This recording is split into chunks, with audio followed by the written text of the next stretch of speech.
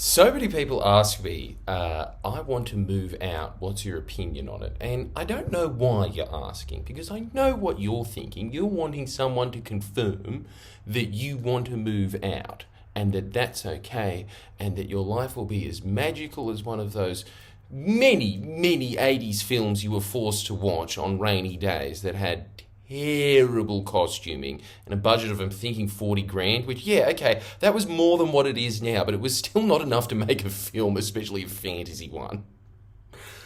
Right? You're imagining that you're going to be Princess Esmeralda, guided off into another galaxy, and you'll have this mighty sword that can slay any demon who wrongs you because you moved into a share house in Brisbane. Well, sometimes that happens, okay? So yes, confirmed. That's exactly what will occur when you move out of home. Well done. You were so right about this. Is that what you want to hear? Is that what you want to hear? I know that is what you want to hear. And that's, look, I'm going to level with you. I have heard that happen on some occasions. Some people, actually, like the Stig who does our podcast, he has been living with his flatmates for like 8 years. And he's loved every second of it. They've never really had a fight. It really does matter on the dynamics of it. Yeah, that some people are always going to be very easy to live with, and some people are going to be soul-draining demons. Now, here's the horror story. Here's the flip side of this. You ready to be scared? Are you ready to piss your pants and keep on pissing until all the blood streams out, and then you go really pale and you die and you come back as a vampire, and then you still want to move in, but only so you can feast off the 4 or 5 other people that live there? Right? Are you ready for that? Here's what happens on the flip side of the Stig story. I have another friend who has been with the same housemates, and in fact there has been a rotation of them because they are, and we are not going to use this word, which means that we are going to use this word, but I always have to put it the prefix, it's a very annoying word, twerk-chick. Such a twerk-chick household. So twerk-chick. And for anybody who is not Australian and they don't know, they don't speak basic bitch Australian, right? That's toxic. That's what I'm trying to say. They are very, very toxic. And this is the worst thing, this is the true tragedy. I think that, because as we've said before, the top 5 people that you hang out with, you become them, which is the real scary part about going into a share house, especially if you don't know the people. If you don't know them and they're fucked, then you become fucked. The disease spreads.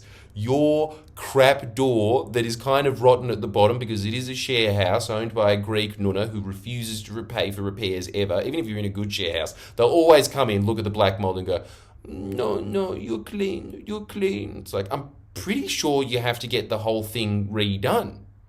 No, you wipe up. I'm not paying for the shower stuff, okay? You have to pay for shower stuff yourself. That's the other thing. But I honestly think, without getting into too much detail before it becomes very apparent, but I think that the people that I know that have moved into this household wasted their lives. And you know what I'm basing it off? The people that I know that moved out of that household are moving up in the world. But all that happened when they moved into that household was that it created a permanent stasis. It was a terrible environment for all of them. It was filled with endless distraction, endless parties, endless drugs, and it wasn't just because it was available. It was also because they hated each other and they needed an excuse to be around each other and pretend that they were friends, because you kind of have to have some kind of social cohesion if you're going to live with these people. You can live in a nightmare universe where one of the people's insane and does all of these things to deliberately, screw up your life. That does also happen, but most of the time, usually there's just this mild tension of passive aggressiveness as everyone walks home and goes, yep, okay, the dishes aren't done, that's fine. I'm just going to take my toilet paper because I bought it and no one chipped in. And then these kinds of underlying unresolved tensions start to work, and you can say that, yes, the solution to this is communication. But you know something about communication? It's hard enough with your intimate partner in life. Why would you want to do it with 4 random, let's be honest, usually extremely selfish, ego-driven, normally musicians, that don't care about anything? Communicating with them is going to work a lot of the time because they're so fucking out of it. This is just my experience with housemates. I know that there are a wide array of experiences when it comes to housemates because there are a wide array of human beings. Oh, don't think that I don't know what the rest of the world is like just because I never leave here. But this is my advice. I don't think that you should ever leave. You should just be nice and safe in your own rooms. But my advice to you, if you absolutely must move out because you hate your parents that much and you think that two people that love you and you move out of that and all of a sudden your life is going to be way better because you have four people that don't give a shit about you, would eat you alive if the Coles closed down for even 2 days, that those people are going to be better for you, well, you do have some growing up to do. And maybe in a strange way, all of this finding yourself will actually eventuate when you move into the share house. And it kind of does, I suppose. But I also do think that it's like this, a lot of the time, especially people that are in university, they move out and they think that they're going to become adults when they're not hanging around adults. They're just hanging around this sort of post-pubescent Lord of the Flies. And so I think that it just brings everybody down. It brings down everybody's standards. It definitely brings down everybody's standards of hygiene. And I think that that is just reflective with everything else that happens around them. If you absolutely must move into a share house, don't go on sharehouse.com. Don't just vibe someone out and think, yeah, well, they didn't have a weird little lip quiver every time I mention dead bodies and just go like, yeah, have you seen one? So maybe they're all right. Yeah? And the other thing is, when you move in with people that you do know, you will see another side of them. I don't see many friendships that actually outlast the share house. You know what usually happens when people leave?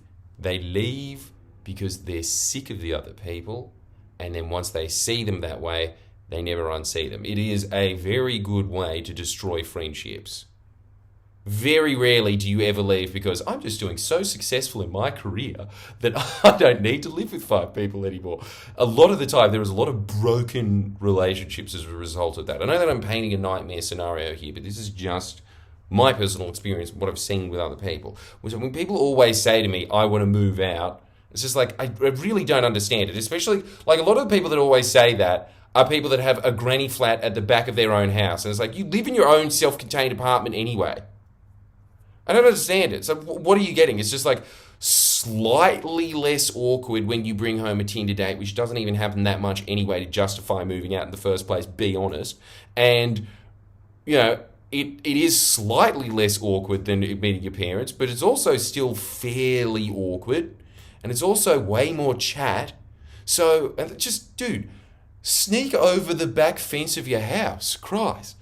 I think that the reason that you should move out, really, is because you can afford to. Now, you definitely can afford to move out, obviously, because you have moved out when you go into the share house. But I'm telling you, a lot of the time, it's really not worth it. Especially when getting your own self-contained apartment, if you just don't want to live right in the middle of the city, which is where most people want to live when they live in share houses, it's not that more expensive. Maybe a lot of people just like the fact of having other people living around them as well. And if that's your problem, then I can't critique you. But look, when people are always saying, I want to move out, I'm always wondering about the reasons. And I think if you're really honest with yourself, if you just write down very quickly what you want, it's always just going to come down to this: freedom. And it's like, at what cost? At what cost? If that's the case, please be a little more, what's the right word here? Diligent in looking for your housemates than just like, yeah, this room's open. Okay, let's just see what these people are like. That kind of feeling of sussing someone out, I think actually happens a lot better when you are in your 30s and you've had some life experience and you start thinking like, yeah, okay, I understand these patterns now. But usually when you've just come out of home, you don't really see the warning signs, I don't think. And so you're just going to be living in there. And I predict a lot of the time, and this is exactly what happened with me, It was actually a lot better when I was living with my parents. The reason it was better when I was living with my parents is I was more self-contained. And the more self-contained you are, because this is the big takeaway. This is all I want from you. If you think that you can be self-contained in the share house that you're in, as in you are not going to have your privacy disrespected, you have your own little cave. If it's not just like this very overcrowded hyper bubble of like, let's be honest, human skin just layering over the top of you, just deflected human skin as no one ever vacuums, right? If you have an area that is self-contained, at the very least, that is the thing that you are looking for. And just having a room is not enough. I think there needs to be space between you because noise travels. Yeah? I think that if you aren't able to guarantee that you have that level of privacy, you start going insane. Noise does travel. They usually want to party a lot. You usually need to go to sleep. If you're going somewhere in life, you will need to go to sleep. You will need to get up early in the morning for something. You will have late nights where you need to concentrate as well on the flip side of that. But if you're going somewhere in life, you will have to strive and sit down and do things that are very disciplined. And I honestly think, in my experience, share houses are the antithesis of discipline. Living alone, I think, gives you more discipline because when you're alone, you have time to reflect. And when you have time to reflect, you have boredom, you are able to create things. The key component of all creativity ever, I think it was John Cleese that said this, and he's absolutely right about it. To be creative, you have to have a long period of time by yourself so that you can come up with ideas, so that those ideas can marinate and interplay and intermingle with one another. And if you are being interrupted all the time, like, you know how damaging a phone is to your level of concentration. Imagine having 5 people coming in all the time just being like, "What's doing, bruh? Oh yeah, you're studying, are ya? Yeah, true. Yeah, studying's heaps mad, hey. Oi, the boys and I were thinking of grabbing some eye-tay. You want some eye-tay? Why did you just go into Eshe all of a sudden? Because the character that you just invented in your head, Jordan, for some reason crossed from Byron Bay hippie to Eshe because you just filmed one about him. Yeah, now, I don't know, like, I think getting rid of the fourth wall was the only way of getting out of that one. So, that is my advice to you. The 2 things that you want to be doing if you are moving out and you're moving into a share house. Do your due diligence. Make sure that the people that you're around, like, I'm not even talking about are they psychos, because it's not really are they psychos. It's usually just like, are they a normal average human being? Because if they're a normal average human being, they're going to suck. Let's be honest. You want to be hanging around exceptional people. That wants to be your bearing in life, right? You want to have a circle of people around you that at the very least are willing to step up and excel. You just usually don't find that in those environments. If you want to move out of home, be my guest. Be my guest. I mean, obviously, that's what you're looking for, right? You're looking for permission from old friendly Geordies. And granted, well done. You pass. But I think a lot of the times you will actually go back and reflect on it and think, fuck, I had free food at my parents' house. I had a clean house. I had way more time to concentrate, which meant that I could leave home. Because this is the other thing I think when it comes to leaving home for a share house. A lot of the time, unless it's like, DV or something like that, when you are leaving that house, you are doing the big trap in life, which is you are